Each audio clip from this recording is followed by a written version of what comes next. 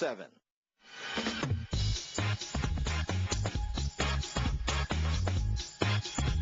Thank you for sharing your Thursday afternoon with us on Kababayan today. Mabuhay po sa lahat ng mga nanonood sa Southern California on LA18, and also aloha to those of you joining us on Kiku Network in Hawaii. Magandang hapon po sa inyong lahat. This afternoon on the show, we are celebrating Pinoy Pride. Earlier, we talked about the contributions of our Filipino farm workers. This time, let's talk about the arts and entertainment, kung saan marami pa rin pong contributions ang ating mga kababayan. Introducing you to the founders, co-founder ba, of Philippine Patrons of the Art, husband and wife team of Dante and Ellen. Hello and welcome to Kababayan today. Hi there.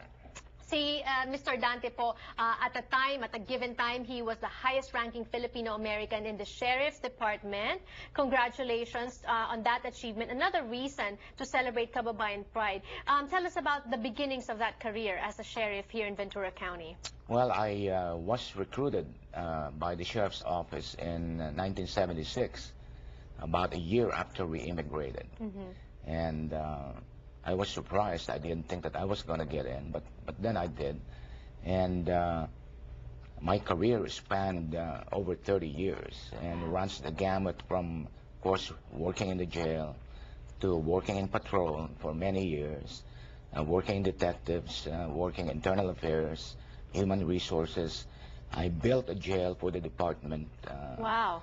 And I became commander of the sentence facilities with 2 facilities under me.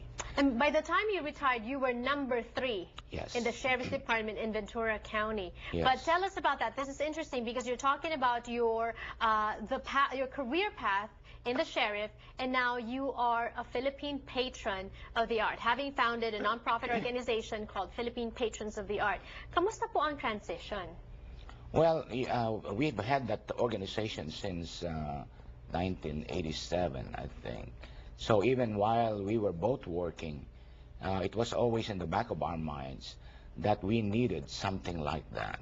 We needed an organization that could bring Filipino artists and nurture Filipino-American artists so we could expose to the local audience here in the U.S.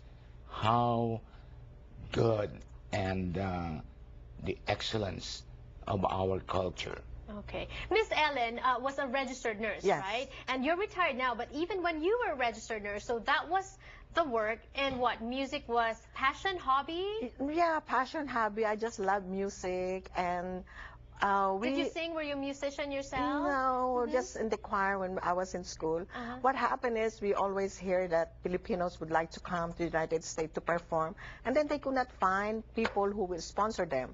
They cannot find a venue. They couldn't even find a place Housing to stay. for them, yes. Yes. Yes. So, you know, I said, well, I opened my house. I said, you can come to my house. I sponsored them, and then we find places for them to, mostly in churches to begin with, a small venue. Yeah. Because that's all we can afford at the time. Right. Such a nice gesture even. Why did you take the time to house, you know, I would say Philippine Magical Singers, every time daw na nagpupunta dito, kayo ang unang takbuhan for people, for the singers who want to migrate here for good. Kayo din ang una for a time. They live with you. Yes. Why such generosity, opening your homes and your hearts to singers, to these artists? Well, you know, the happiness, the joy that they bring to us. In the morning when they wake up, they start singing, and I feel so good about it. Even if I have to go to work, I leave them the keys. I go to the market, I fill up my freezer, they cook their own food. Wow. You know, I give them the keys so they go in and out. I give them an extra car. And when I come home, you know, they're still singing. You give so much, Mr. Dante. What do you get back in return, aside from the happiness that Miss Ellen feels? Well, the psychic rewards of being able to see our own Filipinos expose their talents here. And to us, that's very important, because a lot of people here think that we live in a backward country. Right. Culturally, we're not. Our culture dates back at least 1,000 years. And we have our own indigenous culture, arts and letters, and it was heavily influenced by Western arts and culture. And that's what you even want to that. propagate. Yes. Yes. Yeah. Well, I see the sincerity in this because, you know, as you have said, the Philippine Patrons of the Arts has been established since 1987, and you're only coming out of the woodwork now. We really, I myself, I'm only hearing about Philippine Patrons of the Arts today on Kababayan today. Why were you for so long working in the background, working, you know, low-key? Under the radar, kumbaga. Well, to begin with, you know, those days we were still working. So every time Madrigal will come, Philippine or UP Concert Chorus will come, that's the only time, you know, we gave the time.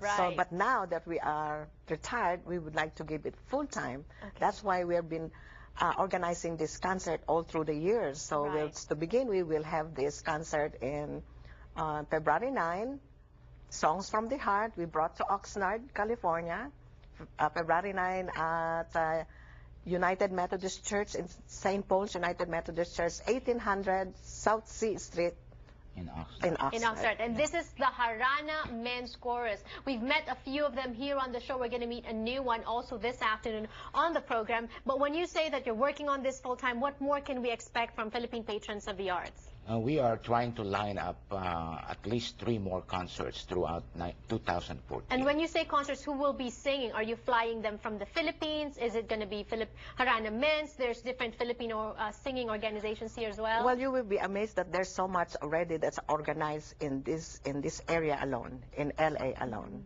You know, we've been doing the Inspirare and all kinds of soloists that we can put up because there are so much talent in them Right. that is not being exposed. And Okay. it breaks my heart that they are not known. Right. You When know? you also expose, I know we're running out of time, but very quickly, when you expose talent of the Filipino people to mainstream America, to the Filipino community here, you're also doing these concerts. The funding that you get, do you sell tickets? Is it for a free? And where does the funding go?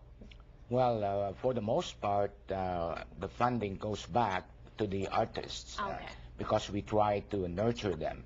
But the funding also goes back to the Philippines. We have made thousands of dollars of donations to the Santuario de San Jose, which is the orphanage there, Yes. to the Payatas community.